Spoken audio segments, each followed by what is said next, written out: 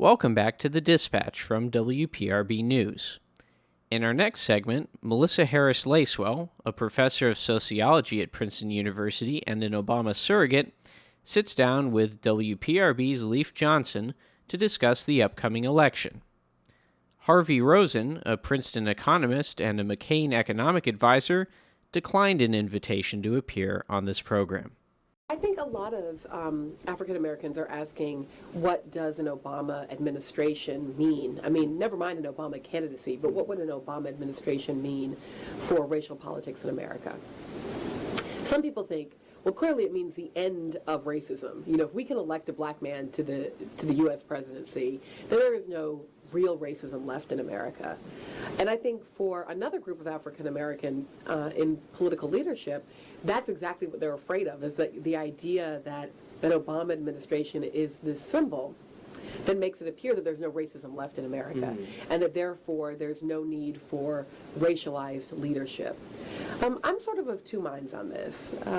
It's my opinion that much of the African American political leadership at the national level, particularly in the Congressional Black Caucus, has not been as democratically accountable as we might think would be ideal.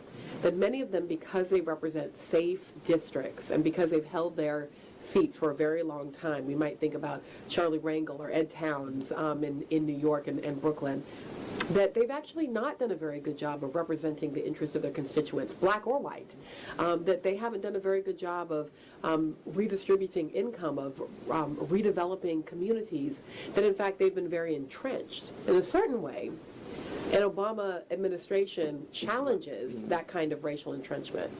On the other hand, I think it would be a real danger to suggest, I mean, if Barack Obama wins the U.S. presidency, then once again the U.S. Senate is all white. And I think that's a real troubling moment for us. We should pause and say, wait a minute, we can't imagine that we're really representing the interests of all Americans when our Senate, when our House of Representatives are still so overrepresented among white men, underrepresented among women of any race, among racial minorities, among open gays and lesbians. We haven't yet gotten to a point where our leadership looks like our country. See, I do think there's a generational question, that part of what happened is that civil rights organizations continue, I call it the hammer and the screwdriver problem. So racial segregation, which many of these civil rights organizations emerged to fight, is a nail. And so they developed a hammer, and it was a damn good hammer, and they hammered that nail, and they moved us to a place where racial segregation is no longer the acceptable norm, although we know that many people continue to live and work and be educated in segregated settings. We also recognize that that's no longer a value of our country broadly. On the other hand, our current questions of racial disparities, whether it's environmental injustice, health disparities, educational inequities, urban crime and poverty, they're not really a nail, they're a screw.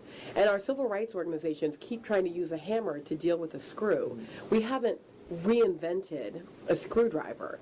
Now, I'm not sure that Barack Obama constitutes a screwdriver. He really is planning to be president of the United States, which means there's all kinds of ways he will not be representative of a variety of minority interests because they are, because he's got to represent the entire country. He claims he's a scalpel. So yeah, there you go. He's a scalpel. That's right. He did. That's in the race speech in Philadelphia. That's right.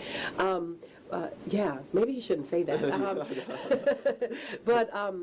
But I do think that it's possible that he will usher in new generations of leadership, and that then those new generations of leadership, folks like Cory Booker and Deval Patrick, and also people like Majora Carter and Beverly Wright, you know, women in the environmental justice movement in the U.S., people whose names we may not even know yet, that they may invent new strategies, and that the Obama phenomenon is part of getting people excited at the grassroots level.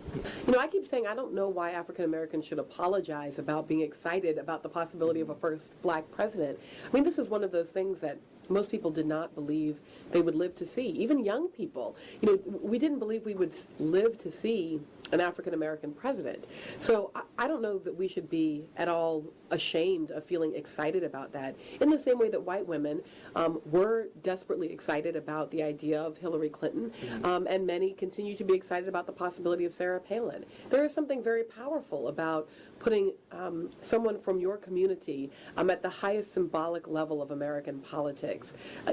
We will expect a higher turnout in Illinois, in Arizona, in Alaska, and in Delaware than normal, because people get excited about electing their own representatives to the White House. We knew, for example, Arkansas had enormous turnout during the Clinton years in a way that it's kind of fallen back.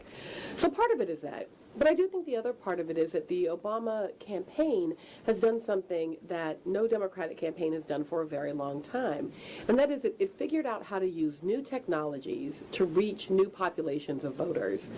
As much as many of us complained about the long primary season, it's actually a very good thing ultimately for the Democratic Party, because it allowed the Democratic Party to go to all 50 states, to reintroduce itself to Americans across the country who had stopped even thinking that Democrats would run commercials or come to town. Colorado is an example of this, obviously, and the idea that Virginia, maybe even North Carolina, could go to the Democrats this year. So that long primary season and these new technologies that reach back into all 50 states, I think is at least as much an important part of this as like Obama's personal charisma or his blackness.